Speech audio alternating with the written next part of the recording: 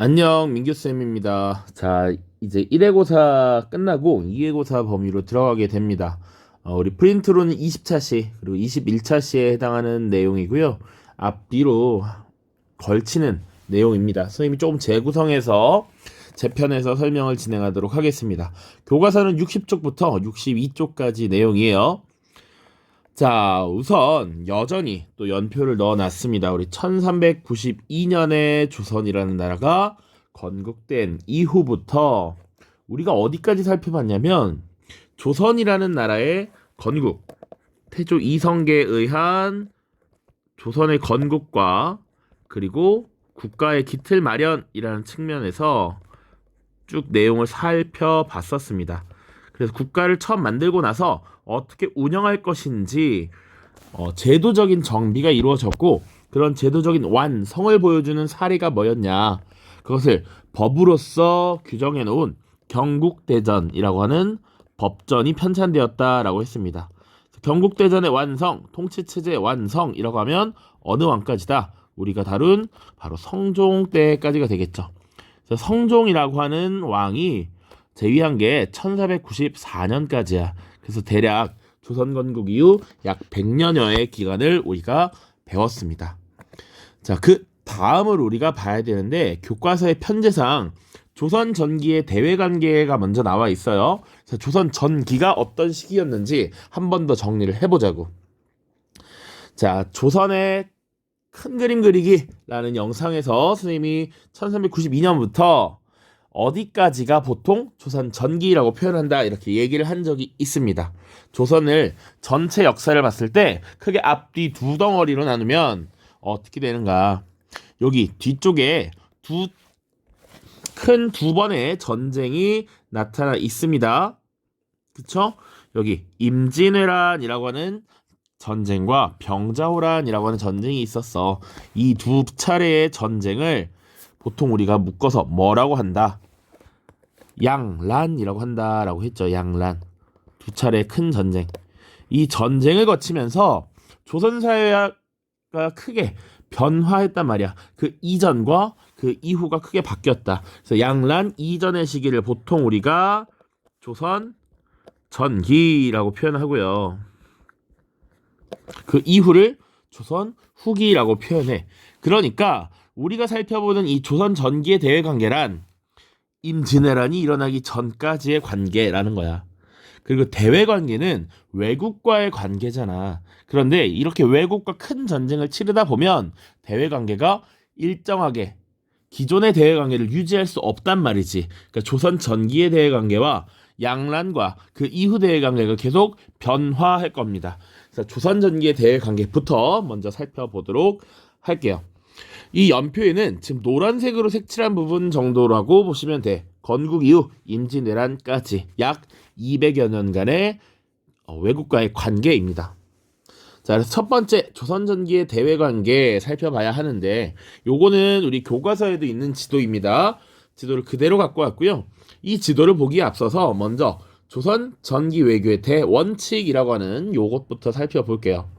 요 키워드를 정말 잘 봐야 합니다.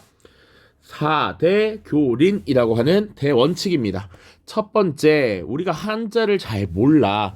우리가 유일하게 아는 한자는 요 정도 되지 않을까? 요건 알아야 돼. 크다 대자이죠. 크다 대. 그래서 큰 것을 요게 섬기다라는 의미야. 섬기다. 섬기다. 여기서 큰 것을 섬긴다라는 것은 대외 관계니까 큰 나라를 섬긴다라는 것이고, 여기서 큰 나라는 바로 중국. 당시 명나라가 되겠습니다. 원나라를 몰아내고 새롭게 한족 왕조를 세운 중국을 섬기고, 교라고 하는 건 교류하다 혹은 사귀다 뭐 이런 의미야. 이성교제 할 때 그 교자거든. 여기서 리는 이웃이라는 의미입니다. 이웃.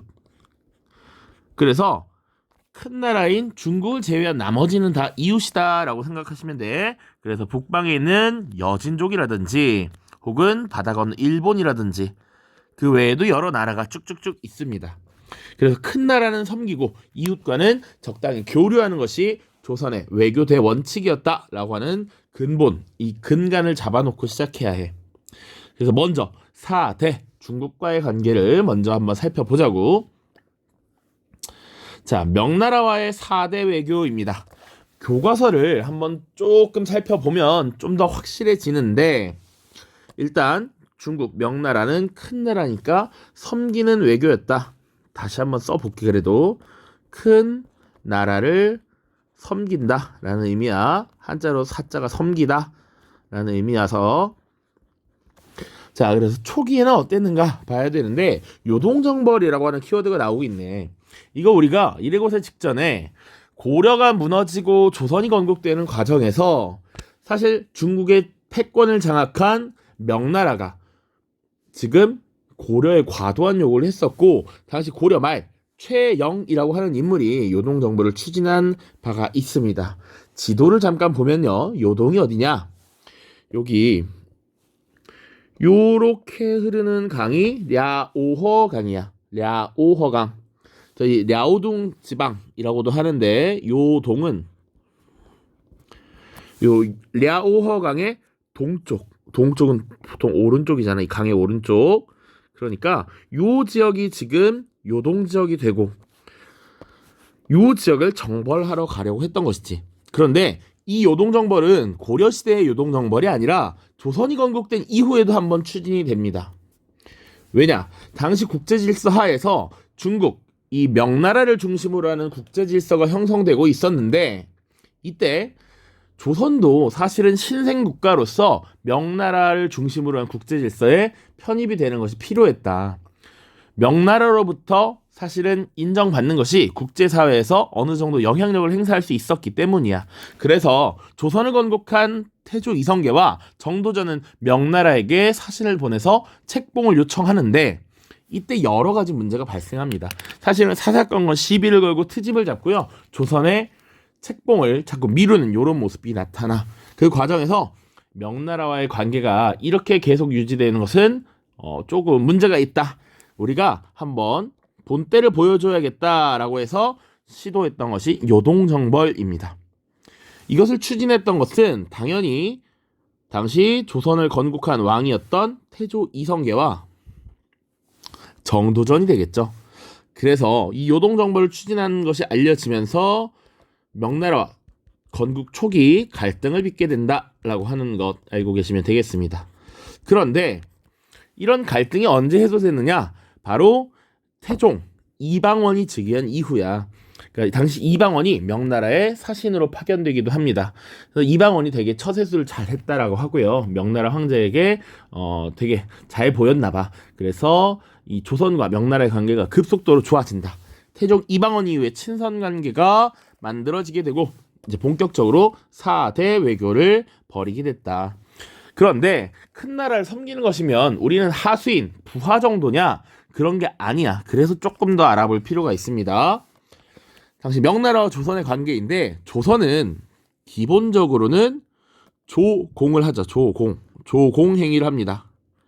이것이 4대 큰 나라를 섬기는 것의 일환이야. 물건을 갖다 바치면서 우리가 당신들을 섬기고 있습니다 라는 표현이야, 표현. 그러면 명나라는 그냥 받고만 있느냐? 그런 거 아닙니다. 기본적으로 국제사회에서 조선의 왕을 책봉해, 국제사회의 일원으로서 조선의 왕을 인정해주는 행위, 이것을 책봉이라고 합니다. 조선만 이런 행위를 했던 것이 아니고, 사실은 일본도 혹은 베트남, 대월이라고 표현돼 있어, 교과서에. 베트남도 다 명나라를 중심으로 한 국제 질서 속에 들어와 있었다. 그 중에 하나가 조선이었던 것이고, 이때 조공을 하면서 우리가 물건을 갖다 바치면 이 명나라도 조선에 답례품을 줍니다. 그래, 고생했다. 우리도 요걸 너희에게 주마. 여기서 답례품을 하사하는데, 실질적으로 우리가 이 답례품을 하사받는 과정에서 중국의 선진 문물을 수용하는 어느 정도 이익을 거두었다라고 하는 측면도 알고 있어야 돼. 그래서 실제로 조선이 1년에 3번, 4번 혹은 비정기적으로 사신을 많이 보내면 7번, 8번씩 사신을 보냈는데, 중국이 이로 인한 손해가 어느 정도 발생을 해서 조선, 너희 그만와도 돼. 너네 3년에 한 번씩만 와. 왜 이렇게 자주 와? 라고 할 정도야. 그래서 이런 명나라 중심의 국제 질서를 요 키워드들을 그대로 따서 조공, 책봉 체제 혹은 조공, 책봉 질서라고 하는데, 이 조공, 책봉 체제가 우리가 그러면 되게 자주적이지 못하고 우리가 굉장히 자세를 낮추는 저자세의 왜구였느냐? 그런 거 아니고 사실은 형식적인 절차로서 이루어진 외교였다라고 하는 것. 그리고 조선은 이 조공책봉 체제하에 편입됨으로써 국제사회 속에서 조선이라는 나라가 인정을 받고 그리고 경제적으로도 실리를 추구했다라고 하는 것을 반드시 기억을 해 두셔야겠습니다. 조공책봉 체제, 명나라와의 4대 외교, 이렇게 기억하시면 됩니다. 자, 그럼 그 외에 여진과의 관계는 어땠느냐? 교린이라고 하는 건 이웃과 교류한다라고 했어. 그래서 이웃과 잘 지낼 때도 있고 잘 지내지 못할 때도 있겠죠. 자, 회유책과 강경책을 나누어서 살펴보도록 하겠습니다. 자, 당시 지도를 잠깐 보면 이 여진족이 거주하는 지역은 산맥도 많고요. 날씨가 이 위도가 올라가다 보니 높아지다 보니 사실상 조선보다는 더 추운 지역이야. 농사를 짓기가 조선보다 어려워. 먹고 사는 문제를 해결해야 했는데 주로 농기구나 곡식 같은 것을 필요로 했습니다. 그래서 이 조선이 약간의 은혜를 베푼다라는 입장에서 무역소를 설치해 주고요. 이쪽에서 제한적으로 교류를 하도록 허가를 해줍니다. 물론 막무가내로 자신들이 필요하다고 해서 모든 걸 사가게 한다면 우리의 경제가 또 위축될 수 있기 때문에 위기를 맞을 수 있기 때문에 제한적으로 교류를 허용했다라고 하는 것. 그리고 때로는 여진족들도 본인들의 필요가 모두 충족되지 못하면 국경을 침범해오고 당시 민간을 약탈하는 이런 모습들도 꽤나 나타났다. 이런 경우에 군대를 동원해서 토벌을 했고요. 그리고 제대로 한번 본때를 보여준 적이 있는데 세종대왕 때 사군과 육진을 설치했다라는 것이 나와 있습니다. 인물 잠깐만 교과서에 그대로 있어. 사군이라고 하는 것을 설치한 인물 최윤덕 장군이고요. 육진이라고 하는 지역을 개척한 인물 김종서입니다. 김종서. 자, 지도로도 한번 볼게요. 여기 잠깐 지우고 여기 사군과 육진이 나와 있고 조금 더 자세히 보면 조선 건국 당시의 경계, 국경이 어땠냐면 요렇게 돼 있었다라는 거야. 요거 언제 획득했냐면 고려 공민왕 때 쌍성 총관부를 무력으로 수복하면서 나름 영토가 확장됐어. 이때 국경인데 이 조선 세종 시기가 되면 영토를 더욱 넓혔다라는 거야. 그래서 지금 여기 사군 지역 그리고 여기 육진 지역을 확보했다 이렇게 돼 있죠. 요게 지금 세종 때인데 조금 더 자세히 보면 여기 빗금친 걸 지우고 우리나라에서 가장 높은 산 백두산이 지금 어디 있냐면 요렇게 여기 있습니다. 여기 백두산이야. 요게 백두산. 이 백두산을 기점으로 해서 서쪽으로 요렇게 흐르는 강이 하나 있고요. 이렇게 황해로 빠져나가는 강이 있고 요렇게 흘러서 동해 방향으로 빠져나가는 강이 있어. 각각 압록강과 두만강이야. 그래서 이 압록강 지역의 주변 땅을 획득했던 것이 바로 사군 최윤덕 장군이고요. 4개의 군을 설치했다. 두만강 지역의 땅은 김종서라고 하는 인물이 이 영토를 확장시키고 6개의 진, 군사적 거점이거든. 6진을 설치했다. 그래서 세종 때 오늘날 한반도의 영토를 확보했다라고 하는 것까지 같이 이해를 하셔야 됩니다. 특히 김종서는 사실 세종 때 활약을 하고요. 그 아들인 문종, 그 아들인 단종 때까지도 맹활약하면서 단종 때 어마어마한 권력을 획득한 사람이야. 그래서 물론 나중에 수양대군 세조에게 쫓겨나는 인물이기도 합니다. 자, 그래서 요거 기억해두면 되고요. 사군과 육진을 설치해서 영토를 확장했지 지금. 그럼 이 영토를 안정적으로 운영하기 위해서는 우리 사람들이 많이 가서 살아야 돼. 그러다 보니 3인 정책이라고 하는 것을 실시합니다. 여기서 3인은 민자는 우리 많이 봤잖아. 백성이야, 백성. 백성들을 어떻게 하느냐? 강제로 이사시키는 거야. 이주시키는 겁니다. 백성들 강제 이사 3인 정책. 예를 들면 지도에서 요 남쪽 지역에 있는 사람들을 요 중부 지역에 있는 사람들을 북쪽으로 끌어올리고요. 그리고 이 남쪽에 있는 사람들을 다시 중부 지역으로 채우는 뭐 요런 형태로 이어졌다라고 보시면 돼. 3인 정책. 그리고 토관 정책이라고 하는 것은 해당 지역에 사는 주민들이 있지. 원래는 중국의 영향을 받다가 우리가 영향력을 행사하면서 영토로 넓혔단 말이야. 그 지역 사람들의 민심을 얻어야겠지. 그래서 그 지역에 원래부터 살고 있었던 사람들을 지방관, 수령으로 임명해서 이렇게 운영하는 것을 토관 정책 혹은 토관 제도라고 합니다. 그리고 여진족이 귀화하면 조선 사람으로 받아주고 필요하면 관직도 주고 이런 모습이 나타났다. 여진과의 교린 관계입니다. 자, 그 다음은 일본 막부 정권과의 교린 관계라고 하는 부분 볼 텐데요. 일본은 당시 무사들이 정치적 권력을 가지고 전국을 주도하는 막부 정권이라는 형태가 등장을 했습니다. 그래서 일본과 어떤 관계를 맺을 때, 무역을 할 때 주로 막부 정권과 협의를 했는데 교린 관계로 우리가 일본과의 관계를 유지했기 때문에 회유책, 강경책을 구분해서 보는데 조금 더 디테일하게 순서를 보자면 정리를 해보도록 하죠. 교과서를 이따가 자세히 보겠습니다. 기본적으로는 고려 말부터 사실 고려 시대부터 조선 시대까지 계속 지속적으로 이 왜구들이 침략을 해오게 되는 것이죠. 그러면 침략해오면 이걸 막아내지, 격퇴를 하고요. 필요하면 이 대마도 도주와 협의를 해서 대마도 도주를 통해서 막부 정권과 협의를 하고 어떻게 이 왜구들을 단속할 것인가 이런 것들을 고려하기도 합니다.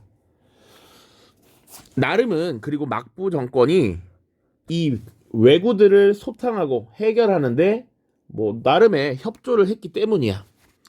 그런데 지속적으로 왜구들이 쳐들어오자 세종 시기에 이종무라고 하는 인물을 파견해서 대마도를 토벌하고요. 일시적으로 교역이 중단되기도 했다. 강경이 먼저야. 강경이 먼저.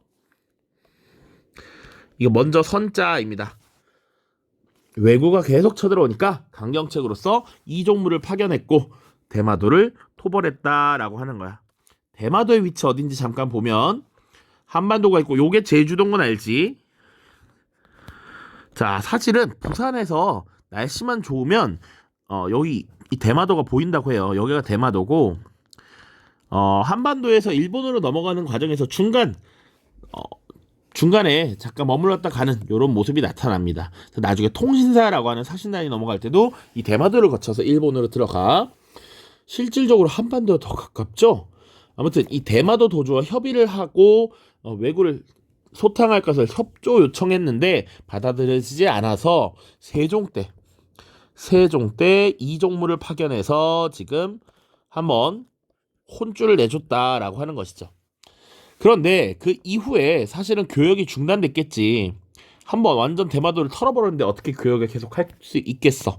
그럼에도 불구하고 지금 대마도의 도주가 아니야. 그래도 우린 경제적으로 조선과 교류할 필요가 있습니다. 도와주세요. 라고 해서 나중에는 결국 개해약조라고 하는 것을 체결해서 삼포를 개항하도록 합니다. 삼포 개항. 여기서 삼포는 부산포, 제포, 염포예요. 이걸 외워야 되는 건 아닌데 지도에도 있을 테니까. 자, 부산포는 말 그대로 부산이고요. 지금 염포는 지금의 울산, 제포는 지금 창원으로 합쳐졌는데 진해라고 하는 지역입니다. 이렇게 세 개의 항구를 열어주고 일본인들이 왕래하면서 교역을 할 수 있게 해줬다 정도 알고 계시면 돼. 제한적 교류 허용이야. 그런데 일본 상인들이 일본인들이 계속 넘어오니까 무역에 대한 통제를 강화합니다. 예를 들어서 무역하는 배는 1년에 몇 척만 갖고 와라. 쌀은 얼마만 갖고 가라. 이런 통제가 심화되자 일본인들이 다시 반발을 하게 되고 이들이 삼포에서 외놈들이 난리를 일으킨 사건, 요것을 삼포외란이라고 합니다. 삼포외란. 자, 이 삼포외란이 1510년에 발생을 했고요. 대략 중종 때가 되겠습니다. 중종이라고는 왕때야. 왕은 몰라도 되고요. 이 개해약조 개항에서 어느 정도 여유를 준 이 회유책은 또 세종 때입니다. 자, 그리고 하나 더 알아야 될 것은 이 삼포외란 이후에 어떤 일들이 발생했느냐. 비변사라고 하는 기구를 설치합니다. 비변사. 자, 여기서 변이라고 하는 것은 가장자리를 의미해 여러분들 수학 시간에 삼각형 변이라고 하는 것도 이 도형의 가장자리를 이루는 구성 요소지 그게 변이야, 한자로. 그래서 당시 이 비변사는 외적들이 쳐들어왔을 때 국경지역이 변경지역이라고도 불리거든. 국토에서 가장자리에 있으니까. 그래서 변경지역에 비상사태가 발생했을 때 이를 처리하기 위한 임시회의 기구였습니다. 삼포외란 이후에 처음 만들어졌는데 이후에 을묘외변이라는 사건도 있고 임진왜란을 거치면서 이 기구가 상설기구화돼. 나중에. 그래서 지금 조선은 1592년 임진왜란부터 그 이후에 병자호란까지 계속 전쟁을 치르면서 매일매일이 비상사태야. 그러다 보니까 국가의 중요한 일을 비변사가 모두 처리하는 시기가 등장합니다. 조선 후기에 보통 그런데 의정부 육조체제가 어느 정도 붕괴하고 비변사를 중심으로 정치가 운영돼. 그게 이 삼포회란 이후에 등장했다라는 것까지만 같이 봐두시면 되겠습니다. 교과서만 잠깐 보고 마무리 짓도록 하겠습니다. 자, 교과서 60쪽입니다. 60쪽. 4대 교린 정책을 취하다라고 되어 있고요. 맨 위에는 그림이 나와 있는데 명나라의 사신을 맞이하는 그림이다 라고 하는 거 그냥 이런 게 있구나 보시고 넘어가시고요. 본문 조금 보겠습니다. 자, 중국 대륙에서 명나라가 성립된 이후에 동아시아에서는 명을 중심으로 한 국제 질서가 형성되었다. 명이 주변국의 조공을 요구하자 조선, 일본, 대월 등이 이를 받아들였다. 그 결과 명과 동아시아 각국 사이에는 조공 책봉을 바탕으로 한 4대 외교가 보편적 외교 형태로 자리 잡았다. 명나라는 주변국의 조공을 받는 대가로 그 지역의 통치자를 국왕으로 책봉하였다. 책봉은 각국의 독립성을 인정한 상태에서 이루어진 형식적인 절차였고 책봉을 당하는 나라, 우리 조선의 입장에서는 왕권이 안정되고 국제적인 지위를 확보할 수 있었다. 우리는 중국이 인정한 나라야. 나는 중국이 인정한 국왕이야 라고 되는 것이죠. 자, 이러한 국제질서 속에서 조선은 4대 교린의 원칙에 바탕을 두고 주변국과 교류하였다. 물론 건국 초 태조와 정도전이 유동정벌을 추진하면서 조선은 명과 갈등을 빚었다. 그러나 태종 때부터 관계가 회복되었고요. 사신을 파견해서 조공품을 보내고 명에게 책봉을 받고 명나라의 연호를 사용하기도 했습니다. 명나라는 조공에 대한 답례로 서적, 약재, 도자기 등의 물품을 보냈고요. 이런 4대 외교를 통해서 중국과의 관계를 안정시키고 영토를 확장하기도 했습니다. 또한 중국의 문물을 수용하는 등 경제적, 문화적 실리도 추구하였죠. 됐죠? 자, 그래서 밑에 역사 다가가기에는 조선 정부는 왜 명에 자주 사신을 파견하였을까라는 거야. 자, 실질적으로는 우리가 더욱 이득을 보는 것이었다라는 거야. 보면 명에서는 조선 사절단을 대접하는데 큰 비용이 들었고 사절단이 돌아갈 때 답례품을 줘야 했기 때문에 부담이 컸다. 그래서 조선아, 너네는 사신단이 3년에 한 번만 와라. 일본은 10년에 한 번 와라 라고 했으니까 3년에 한 번 와라. 그런데 조선이 뿌앵 1년에 3번 파견할래요 라고 했단 말이야. 알았지? 자, 읽어보시면 됩니다. 자, 다음 주변국과의 교린 관계입니다. 여기 그림이 하나 있대. 야연사준도 육진을 개척한 김종서와 관련된 일을 그린 것이다 라는 것. 자, 그리고 본문 보겠습니다. 여진과는 국경 지역에 무역소를 설치해서 제한적인 교류를 허용하였다. 쭉쭉쭉쭉쭉쭉. 조선은 건국 직후부터 북방 영토 확장에 나서서 태종 때 명으로부터 북방 지역의 관할권을 인정받았다. 여진의 약탈이 계속되자 세종 때에는 최윤덕을 파견하여 사군을 설치하고, 요건 일반 행정단이지. 두만강 지역에는 김종서를 파견하여 육진을 개척하였다. 조선은 이 지역에 남부지방 주민들을 이주시키고 그 지역의 토착민을 토관으로 임명하였다. 남부지방 주민들을 이주시키다. 요거 사민정책이라고 했고요. 그 지역에 토착민을 토관으로 임명하였다. 토관제도, 토관정책이라고 보시면 됩니다. 귀한 여진족 지배층에게 관직을 수여하고 토지를 주기도 했다. 막부 정권과도 교린 관계를 맺었습니다. 조금 더 TMI, 당시 일본의 막부는 무로마치 막부였습니다. 무로마치 막부.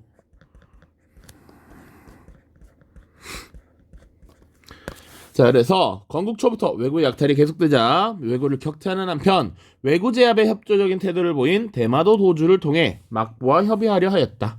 그러나 상황이 나아지지 않자 세종 때는 이종무를 보내 대마도를 토벌하고 일본과의 교육을 중단하였다. 그러나 대마도 도주의 요청으로 제포, 부산포, 연포 항구를 열어 제한적인 교역을 허용하였다. 이게 개해년에 이루어진 약속 개해약조입니다. 개해약조.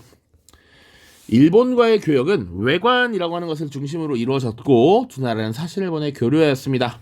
조선 정부가 삼포에 거주하던 일본인에 대한 무역 통제를 강화하자 일본인이 소동을 일으키기도 하였다. 갑자기. 자, 그리고 다루지 않은 것, 그 밖에도 시암, 자와 등 동남아시아 국가와 류큐와도 교류했다. 나머지 읽어보시면 되겠습니다. 당시 일본과 우리가 교류를 했다라는 것을 알려주는 기록이에요. 해동제국기라고 하는 책인데 신숙주라고 하는 인물이 다녀와서 기록한 것이다. 이 정도만 보시면 되고요. 내용은 자세히 한번 읽어보십시오. 자, 조금 영상이 길어졌네요. 모두 고생 많았고요. 다음 영상에서는 이제 사림의 등장. 그러면 사림은 훈구와 어떻게 다른가? 그리고 사림들이 어떻게 화를 입었는가? 4차례의 사화까지 쭉 살펴보도록 하겠습니다. 모두 고생했습니다. 안녕.